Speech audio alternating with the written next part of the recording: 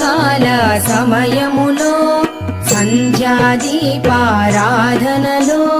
వచ్చును తల్లి మహాలక్ష్మి, వచ్చును తల్లి వరలక్ష్మి.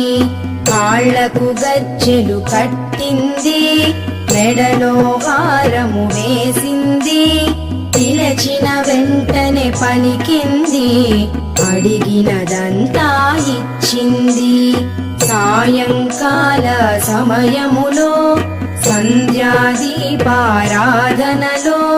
వచ్చును తల్లి మహాలక్ష్మి, వచ్చును తల్లి వరలక్ష్మి.